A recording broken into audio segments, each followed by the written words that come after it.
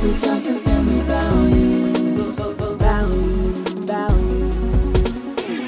This is the Johnson family values.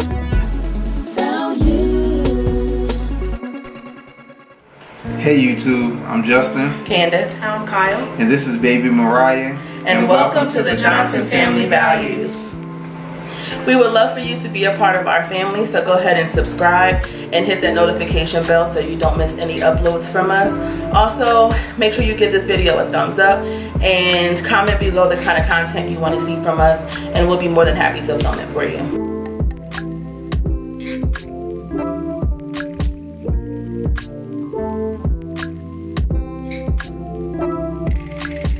So the intent of this video is to share with you guys our story, pretty much for the pregnancy loss, the infertility for about 7 years, and our journey to having our rainbow baby.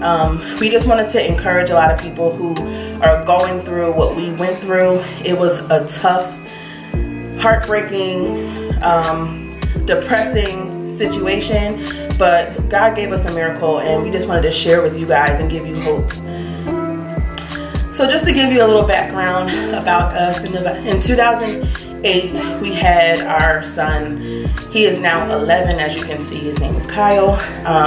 He is definitely the light of our lives. He is like a dream child. He's somebody that, he's a really, really smart child. Talented. Yes.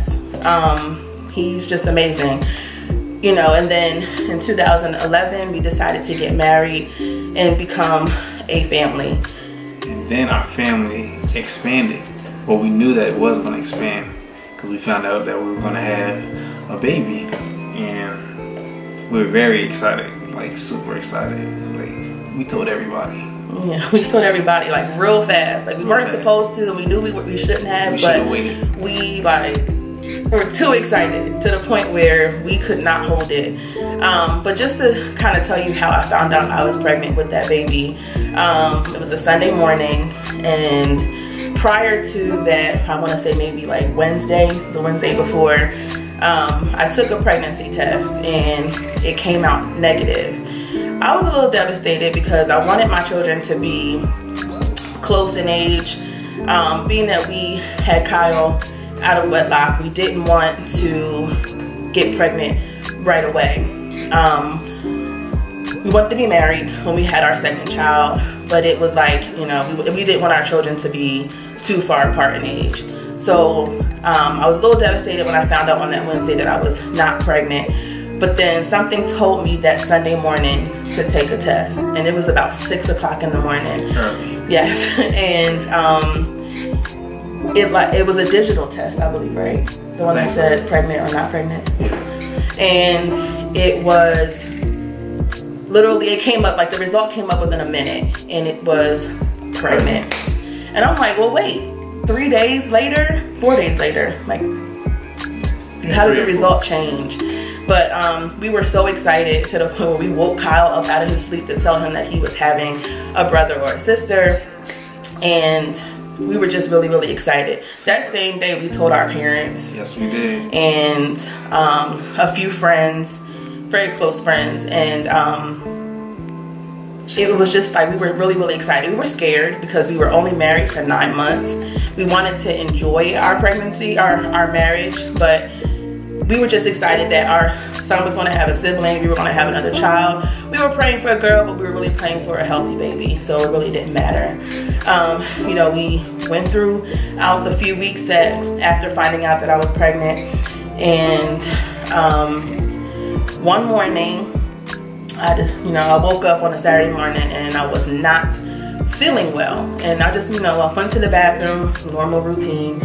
I went to the bathroom and I handled my business, and I wiped myself, and there was blood, and I mean bright red blood on the toilet tissue.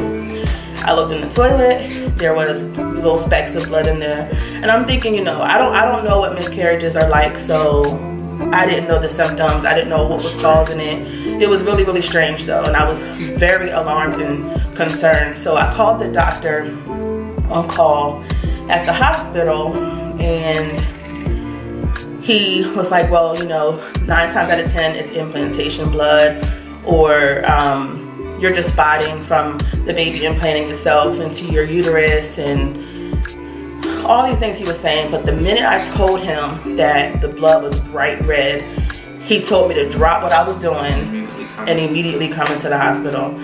So we called my mother-in-law to come get Kyle, because we didn't want him to come there if there was something wrong or if something had to be done. And she came and got him, and we got to the hospital. And about 20 minutes after arriving, they walked us back to our room. And I want to say about maybe 10 minutes after getting settled into our room, they took us back for an ultrasound. And the ultrasound technician was acting very strange. I kept asking her questions and trying to make sure that everything was okay, and she would not answer me. She wouldn't answer me. She knew something was wrong. She knew something was wrong. She walked out. She came back. I looked at her, and you could tell that she was out there crying and that she was upset. And she told me that she could not answer my questions without a doctor. So I was devastated. Justin was in the room with me. I knew something was wrong. I just knew that something was wrong. But I was really hopeful that I was going to walk out of there, the baby was going to be fine. I was just spotting, or whatever the case might have been. We get back to our room, and I want to say about maybe 30 minutes after coming back from the ultrasound, the doctor comes in and he closes the curtain. So you know something was wrong. Something was up that wasn't that was hurtful. So I had this feeling I started shaking, because it's kind of like in a movie when you see a curtain close, you already automatically know that something is going to happen, and it's not going to be good for the both of us. So like in our family. So when they finally expressed that we had a miscarriage, that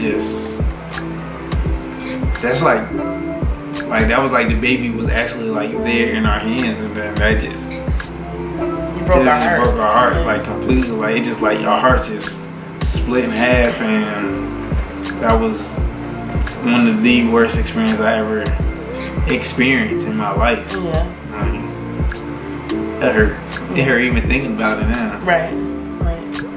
I mean, when he closed the curtain and his words were, "I'm sorry to inform you, but your baby didn't make it." I'm like, what? Like, what do you mean my baby didn't make it? We don't have miscarriages over here. Like, that doesn't happen. You know, we serve a God that doesn't allow that to happen. And I'm telling you, I questioned God. I became extremely low, depressed. I am an emotional eater, so that became a problem. My health became an issue. But even in that moment, I still could not stop staring at the doctor like, you're gonna say I'm joking, right? And he never said it. He told me he was gonna give us a minute. He walked out, and all I could do was bawl. Like, it finally came to reality that this really happened, and the baby was no longer here, and you know, it just wasn't gonna make it into this world. So the doctor comes back. Justin and I are still in devastation mode. We're crying. We're, you know, hurt, disappointed. You know, like again, questioning God, like why us? Like this time we did it right. What is, like, why are you doing this? And at this point, the doctor tells me that there's nothing else he can do for us. So he sent me home with instructions to call my doctor on Monday to schedule a DNC. Or is it DNE? DNC, right? Yeah, okay, so it's a DNC. And so I had to go home all day Saturday. Mind you, we went to the hospital really, really early on Saturday morning. Went home all day Saturday. Had to explain to our son, which he really didn't understand what was going on, but slightly explained to him what was happening and what had occurred and that he was no longer going to have a sibling at this moment. But I had to go home all day Saturday, all day Sunday, all day Monday. That was the worst. It was so long. Yes. You had to carry a baby, a dead baby in your stomach all weekend long. Yeah. And you know, it was just really, because I don't know if they wanted to see if the baby was going to pass through and just go through a normal miscarriage, but it just would not pass. It just would not. And they were concerned about that, so I went into the doctor on Monday to for them to check me out, and then you know, on Tuesday was the scheduled D&C. So I get to the hospital, which was actually later in the day. So I went pretty much all day Tuesday with a deceased baby in my womb, and it was a devastating feeling knowing that I was walking around like that. And I get back there, they sedate me, they put me under so that I can get the D&C done. And my nurse told me that when I was starting to come to, that I had asked to see the baby, and she could not get herself together. Like, a D&C is normally for, you know, miscarriages to kind of clean up the extra tissue that's inside, but because the baby did not eject itself, it showed that I was further along than they thought, and it also meant that it just wasn't time for it to eject itself. So I finally started to really come to, and I came to at the time that the nurses were like massaging my belly because I was bleeding heavily afterwards. And once that all stopped, my family came in. My mom was there, Justin was there, of course. My dad was there, my grandma was there, and my mother-in-law had Kyle. So it was just really devastating. Like, I went home and fell into a deep depression. So as I said, I did fall into a deep depression when I got home from the procedure. And it just wasn't a good feeling at all. You know, people were getting married and having babies, and I mean right after they got married. And I'm like, what? And then, you know, they're having their second right afterwards, and it was just, I felt like I was being tortured. But even in that, I want to say in 2014, maybe 13, I'm not really sure, my husband's cousin and his wife found out that they were having their son, and I was extremely happy for them. And mind you, it was really hard for me to be happy for other people because it just wasn't happening for us. You know, we lost one. I'm not getting pregnant. A year and a half has gone by, and it's just like, Lord, what is happening? So when she told me that she was pregnant, I was happy for her because they had been together for so long, and it was about time. But I want to say maybe 3 months had gone, maybe about 2 months had gone by, and I did not start my cycle. I didn't start my period. So I took about maybe 3 pregnancy tests, and they all came back positive. And we were excited. We scheduled our doctor's appointment. We didn't say anything. We didn't. I did tell Mikal though.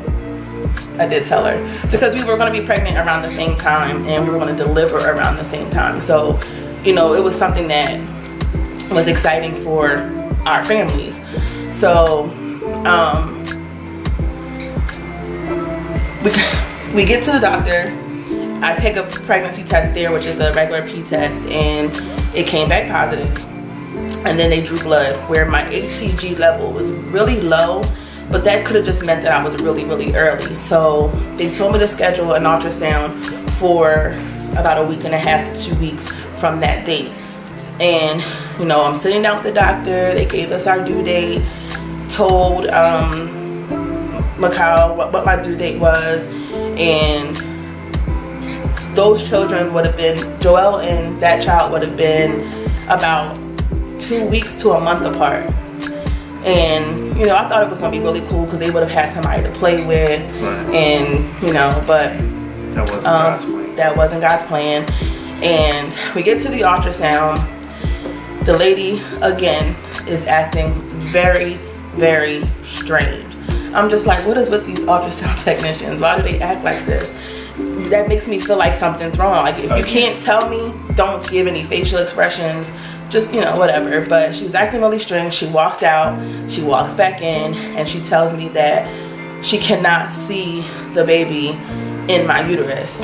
So she's thinking that I'm having a tubal pregnancy, which is an ectopic pregnancy where the baby is growing in my tubes. And I only knew about that type of pregnancy by my mom because she had one. But it didn't make sense to me, so I'm thinking that the baby's still gonna be okay. It's just not in my uterus.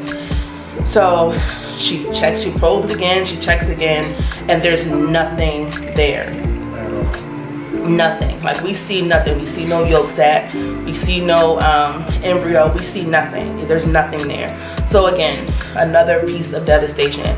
I want to say about maybe 3 days later, my period comes, and I'm like, what is really happening here? So again, I fall into another deep depression. You know, people are not understanding what is going on with me because I'm taking it out on them. You know, my eating. I hated seeing her like that. She kind of for a second let herself go, but it was a reason why, and I didn't like it at all. It was kind of hurtful, and it still hurt me as a father to see that I'm not having another child, that nothing was gonna happen at that particular moment. But I just didn't like seeing my wife like that at all. So yeah. I mean, it was really tough to deal with, and it was hard. It was a really hard situation. After that, I want to say from 2000, Joel was 6, right? So that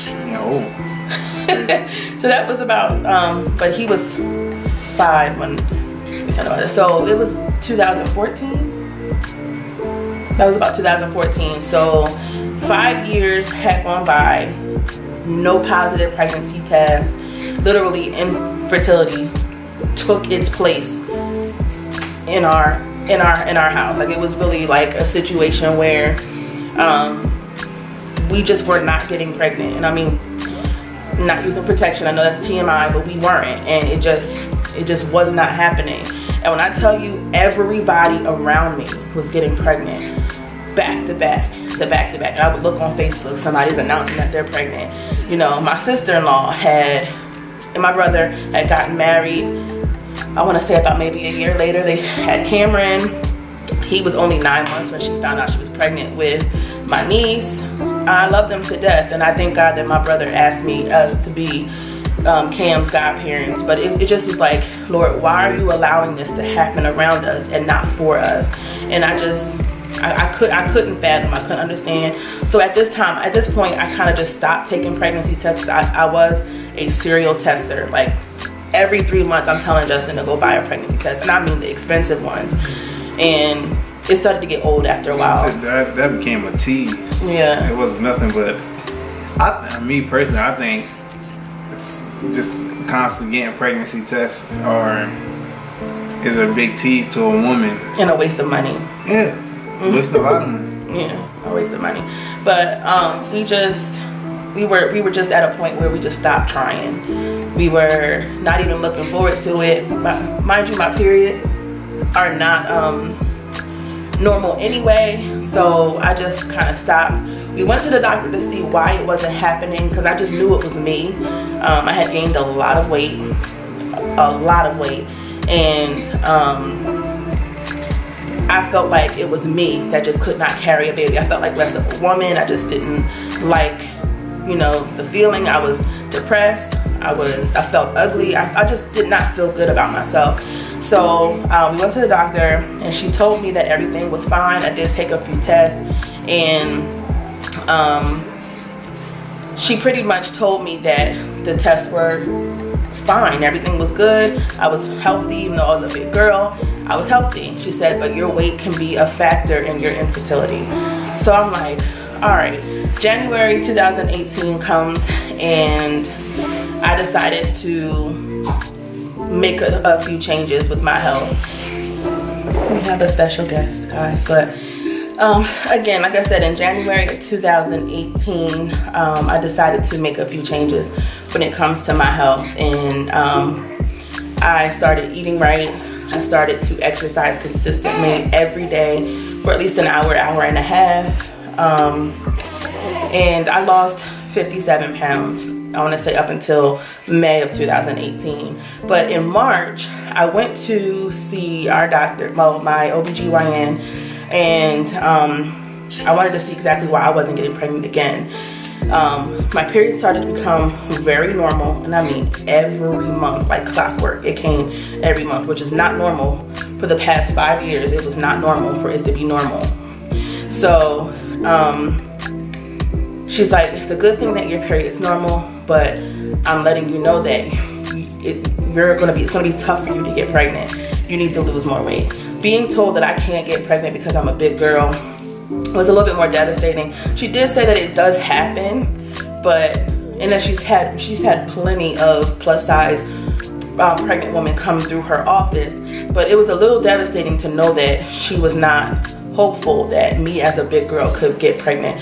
You know, some doctors, they just don't like plus size women getting pregnant, which was fine because I was in the middle of losing weight anyway. But when May came, I kind of had to stop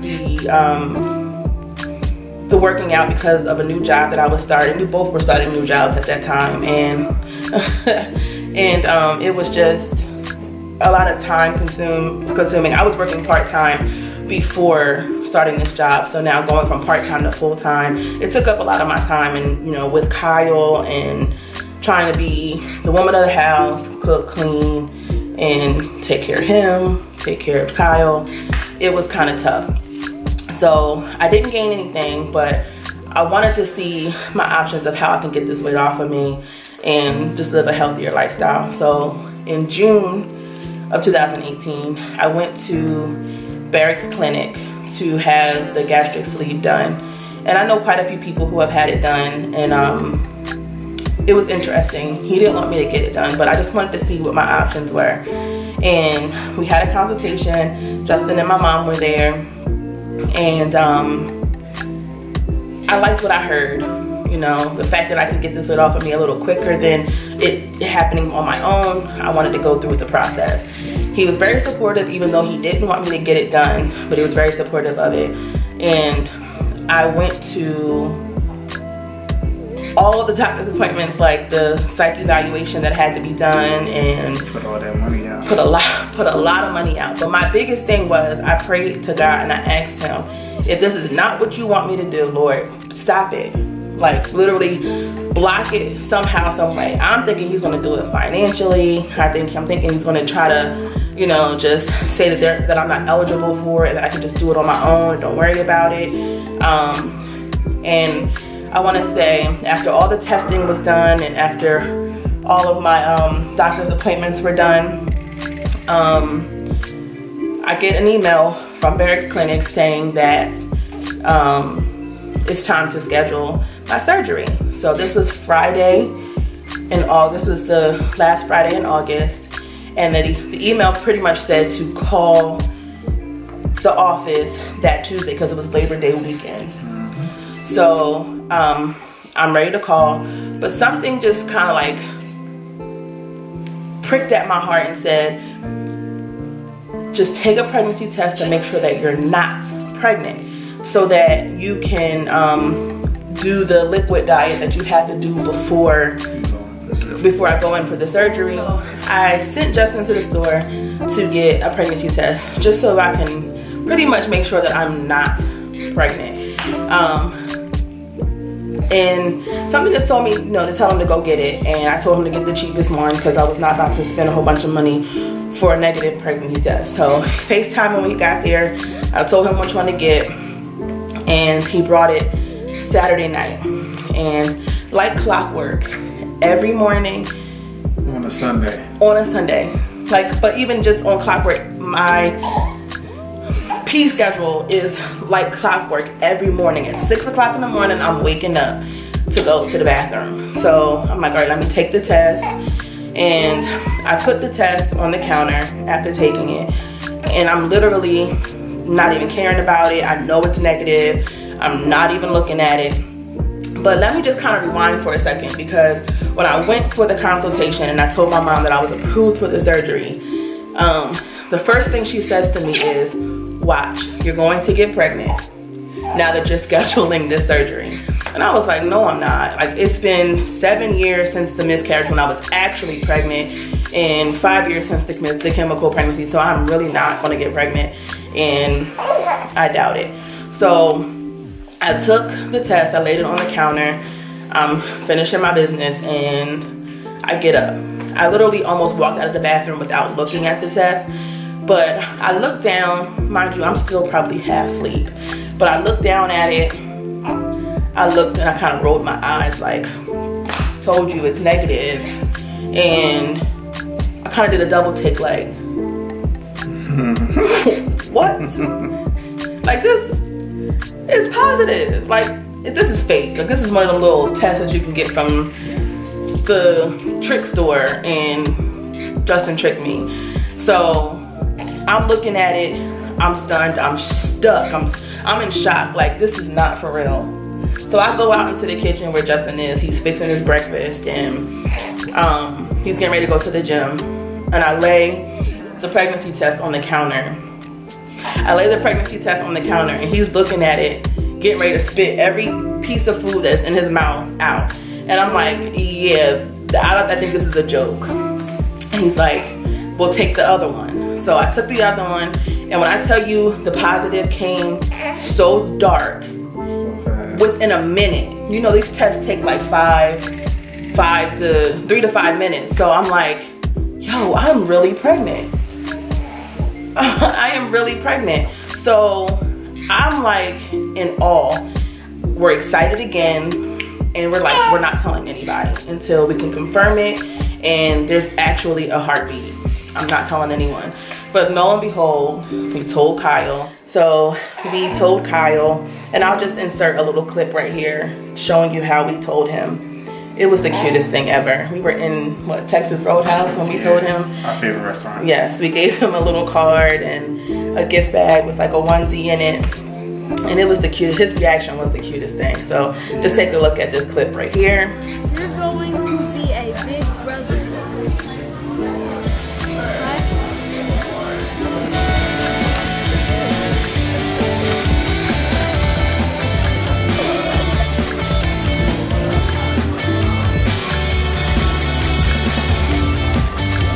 We thought that was the cutest thing. I mean, yes, we were in a restaurant, so he really couldn't react to it how he wanted to. But right after that, we told my mom and dad. I wish I got the footage of that, but this is... And then I think the next day, we told my mother-in-law, Justin's mom, at a baseball game. And it was just crazy. And I think we took and told your grandma right after that. So, and then I called my grandmother, told her, both of them actually, told both of them. I scheduled my doctor's appointment 2 days afterwards to confirm, and when she confirmed that I was pregnant, I literally like cried. It's been 7 years. Seven long years. And I want to say it was the 8th of September when we announced it to the world that our baby was coming, and in October is when we found out that she was a girl. Oh yeah. And we were so excited because we have what they call the rich man's family, huh? The boy and the girl. And we're just like, we were just so excited. And when I tell you, that was nobody but God, because truth is not but God. I prayed to stop the surgery. He stopped it with a baby. Like it was just crazy.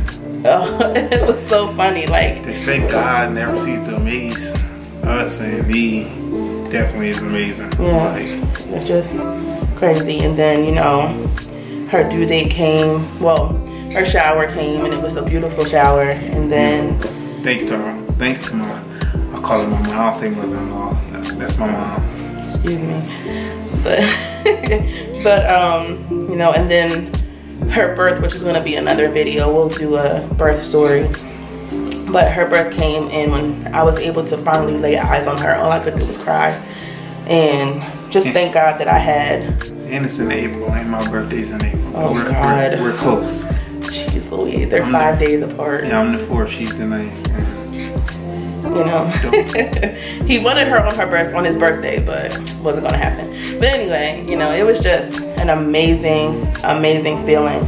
I'm obsessed with my kids, and I just thank God for them, you know. Oh yeah, I do. And you know, it's just a prayer and a dream come true, you know. it is. So you know, we just hope that this story encourages you, helps you, you know, just kind of build your faith a little bit.